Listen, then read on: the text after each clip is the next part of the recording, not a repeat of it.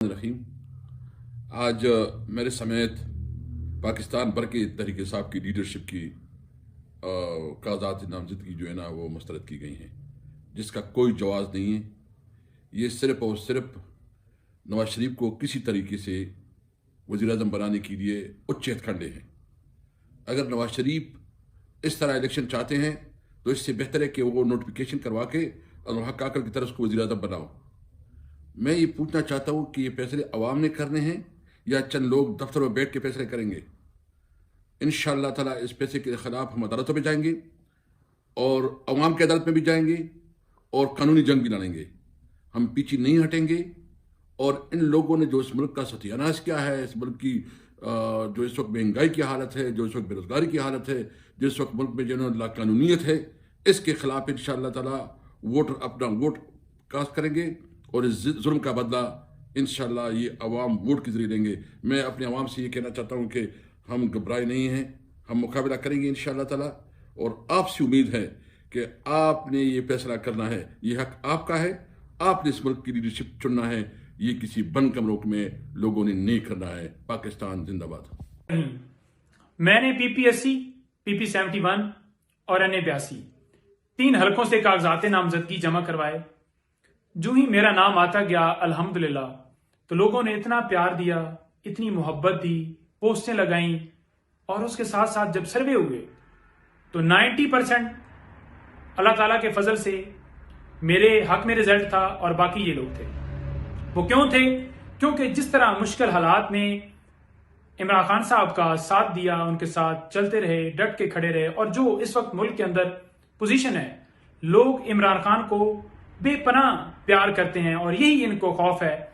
जिस तरह ये आपने देखा कि चाहते हैं कि नॉमिनेशन पेपर छीने जाएं, लोगों के तायद कुरिंदे, तजवीज़ कुरिंदे उठाए जाएं, इनको इलेक्शन में ना उतरने दिया जाए। और उसी तरह से ये चाहते हैं कि जो खान साहब के खिलाड़ी हैं, जो कप्तान के टाइगर्स हैं, फ्रंट फुट, या जिनके हवाले से जानते हैं कि ये इनकी पोजीशंस जो हैं वो स्ट्रांग हो सकती हैं या स्ट्रांग हैं, तो इन्होंने यही सोचा कि उनके पेपर्स जो हैं वो बगैर किसी जवाब के रिजेक्ट किए जाएं।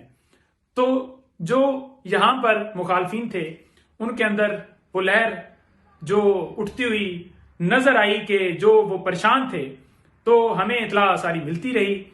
आज सुबह मैंने ट्वीट किया कि मेरे पेपर रिजेक्ट करने के हवाले से इंतजामिया के ऊपर प्रेशर डाला जा रहा है। रेवेन्यू डिपार्टमेंट, एक्साइज डिपार्टमेंट, दूसरा तीसरा सबको एक्टिव किए। किसी तरीके से 9 के जो पेपर हैं वो एक्सेप्ट नहीं होने चाहिए। क्योंकि आपको ये भी बताऊं कि पीपी80 से मरियम नवाज साहबा ने दरखास्त दी तो फौरन ही वहां पर मैं पहुंच गया और मेरी टीम ने भी वहां पर दरखास्त दी पीपी80 से, क्योंकि वो सरगोदा आई थी तो हमने उन्हें वेलकम करना था कि आप ये ना समझें कि कोई हल्का खाली। अल्हम्दुलिल्लाह वहां पर 9 से 10 पाकिस्तान तरीके इंसाफ के रहनुमाओं ने पेपर्स जमा करवाए। तो उन्होंने मेरे पेपर बगैर किसी वजह के रिजेक्ट कर दिए। मैंने अब वो देखा है तो उसके अंदर ये है कि हमने इनको बुलाया है तो ये आ नहीं सके। इन्होंने आकर हमें तफसील नहीं दी।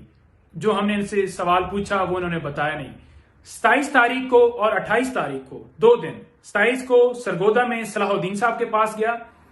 उन्होंने मेरे पेपर क्लियर कर दिए। उन्होंने कहा आपको बिल्कुल आने की जरूरत ही नहीं है, 30 तारीख को लिस्ट में आपका नाम होगा।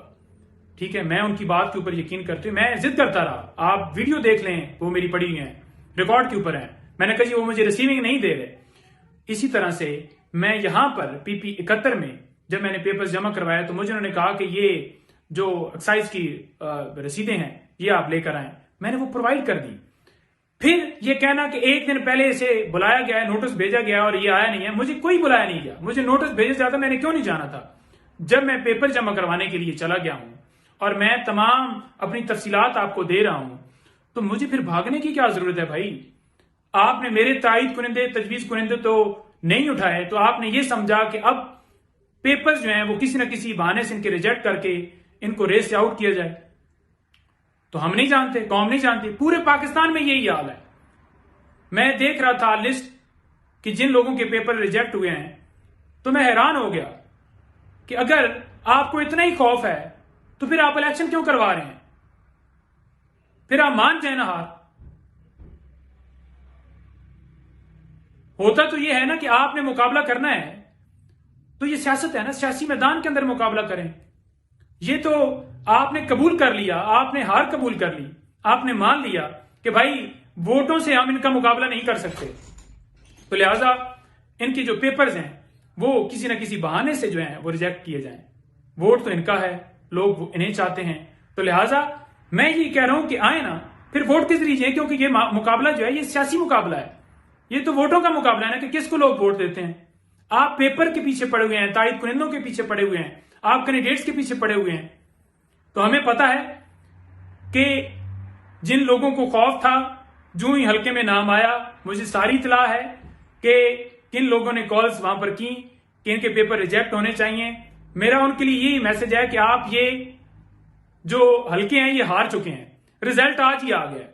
लेकिन रही इस फैसले की बात, तो मैं बिल्कुल जा रहा हूं चैलेंज करने, और इंशाल्लाह अपने पेपर जो है वो एक्सेप्ट करवाऊंगा, और एक्सेप्ट करवा के फिर आपको बताऊंगा और कहूंगा कि आए जरा मुकाबला करें मेरा, फिर आपको पता चल जाएगा।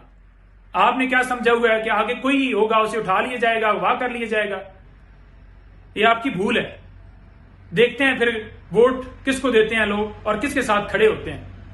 यही आपने हमेशा धंधा किया, यही आपने हमेशा अपना कारोबार किया, और यही डील करके आप मनसब के ऊपर बैठे। इस दफा आपको हम नहीं बैठने देंगे।